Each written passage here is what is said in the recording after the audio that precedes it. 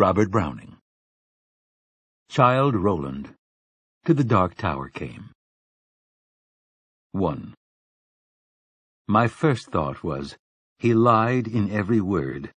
That hoary cripple, with malicious eye askance to watch the workings of his lie on mine, and mouth scarce able to afford suppression of the glee that pursed and scored its edge, had one more victim gained thereby. 2. What else should he be set for with his staff? What, save to waylay with his lies, ensnare all travellers who might find him posted there, and ask the road? I guessed what skull-like laugh would break, what crutch gin write my epitaph for pastime in the dusty thoroughfare. 3. If at his counsel I should turn aside into that ominous tract which, all agree, hides the Dark Tower, yet acquiescingly I did turn as he pointed, neither pride, now hope rekindling at the end descried, so much as gladness that some end might be. 4.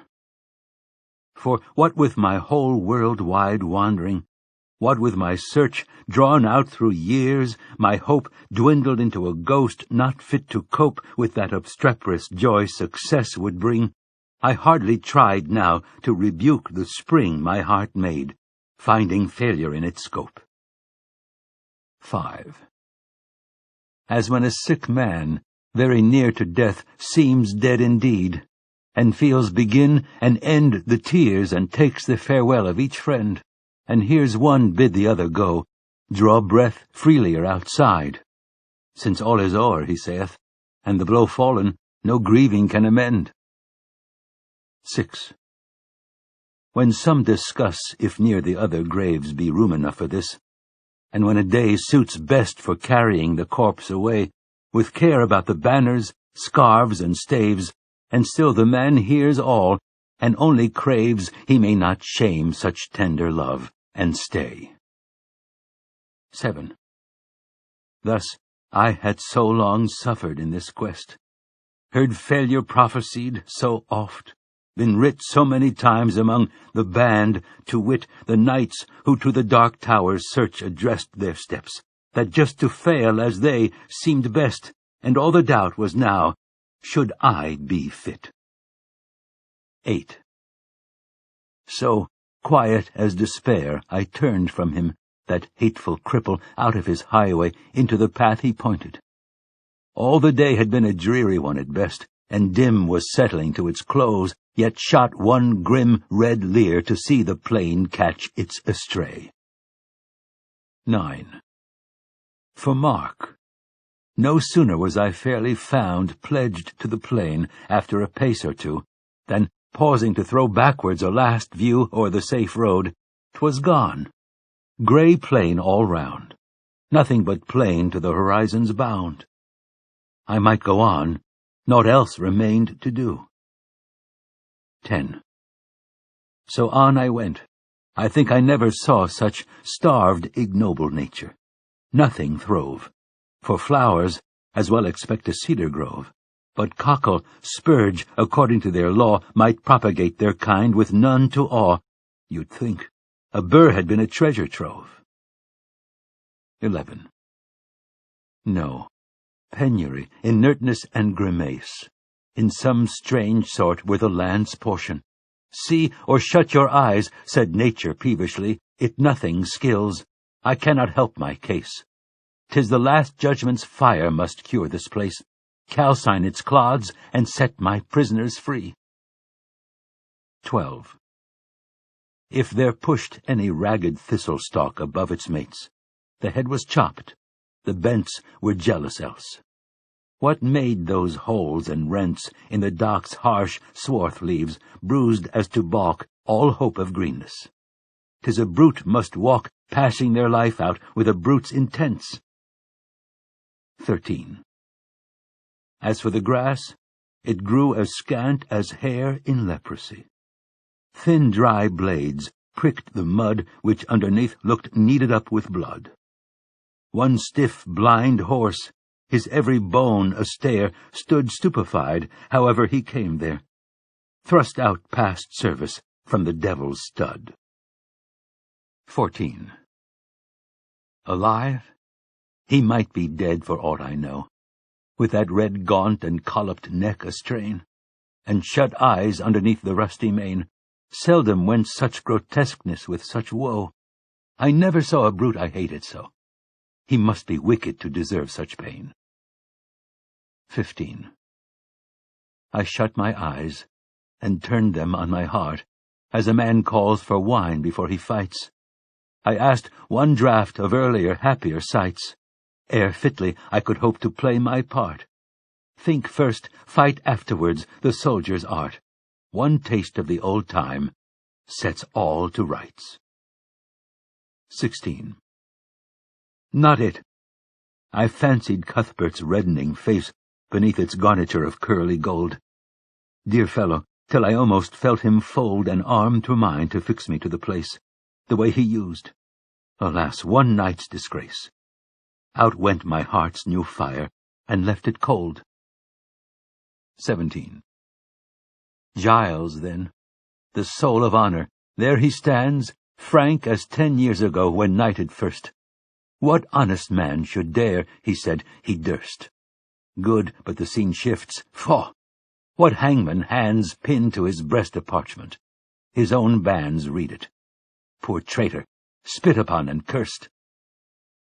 18. Better this present than a past like that. Back, therefore, to my darkening path again.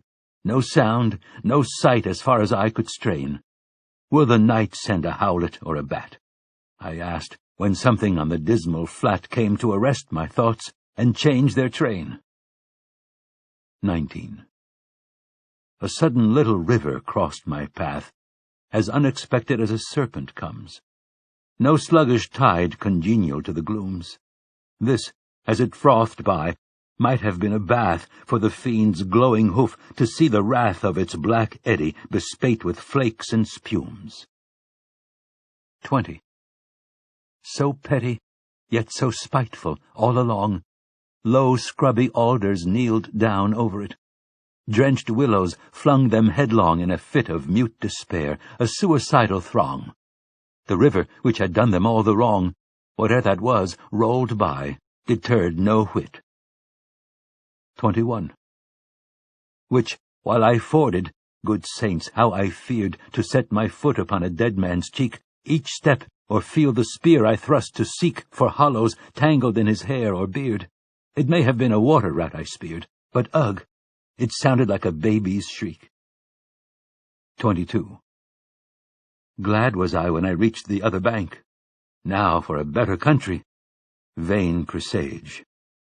Who were the strugglers? What war did they wage? Whose savage trample thus could pad the dank soil to a plash? Toads in a poisoned tank, or wild cats in a red-hot iron cage? 23. The fight must so have seemed in that fell cirque. What penned them there, with all the plain to choose? No footprint leading to that horrid mews, none out of it. Mad brewage set to work their brains, no doubt, like galley slaves the Turk pits for his pastime, Christians against Jews. 24. And more than that, a furlong on, why, there! What bad use was that engine for, that wheel, or brake, not wheel, that harrow fit to reel men's bodies out like silk, with all the air of Tophet's tool on earth left unaware, or brought to sharpen its rusty teeth of steel. 25. Then came a bit of stubbed ground, once a wood, next a marsh it would seem, and now mere earth, desperate and done with. So a fool finds mirth, makes a thing and then mars it, till his mood changes and off he goes, within a rood. Bog, clay and rubble, sand and stark black dearth. 26. Now blotches rankling, colored gay and grim, now patches where some leanness of the soils broke into moss or substances like boils. Then came some palsied oak, a cleft in him like a distorted mouth that splits its rim, gaping at death, and dies while it recoils. 27. And just as far as ever from the end, Naught in the distance but the evening, naught to point my footstep further. At the thought, a great black bird, Apollyon's bosom friend, sailed past, not best his wide-winged dragon penned, that brushed my cap, perchance the guide I sought. 28. For looking up, aware I somehow grew, spite of the dusk, the plain had given place all round to mountains, with such name to grace mere ugly heights and heaps now stolen in view. How thus they had surprised me, salvet you. How to get from them was no clearer case. 29. Yet half I seemed to recognize some trick of mischief happened to me, God knows when. In a bad dream, perhaps. Here ended, then progress this way, when in the very nick of giving up one time more came a click as when a trap shuts, you're inside the den. 30. Burningly, it came on me all at once. This was the place. Those two hills on the right, crouched like two bulls locked horn in fight, while to the left a tall scalped mountain, dunce, dotard, a-dozing at the very nonce after a life spent training for the sight. 31. What in the midst lay but the tower itself? The round, squat turret, blind as the fool's heart, built of brown stone, without a counterpart in the whole world. The tempest's mocking elf points to the shipman thus the unseen shelf he strikes on, only when the timbers start. 32. Not see? Because of night, perhaps? Why, day came back again for that. Before it left, the dying sunset kindled through a cleft. The hills, like giants at a hunting, lay chin upon hand to see the game at bay. Now stab and end the creature to the heft. 33. Not here, when noise was everywhere. It told, increasing like a bell, names in my ears of all the lost adventurers, my peers. How such a one was strong, and such was bold, and such was fortunate, yet each of old lost. One moment knelled the woe of years. 34. There they stood, ranged along the hillsides, met to view the last of me, a living frame for one more picture. In a sheet of flame I saw them, and I knew them all. And yet, dauntless, the slug horn to my lips I set, and blew. Childe Roland to the dark tower came.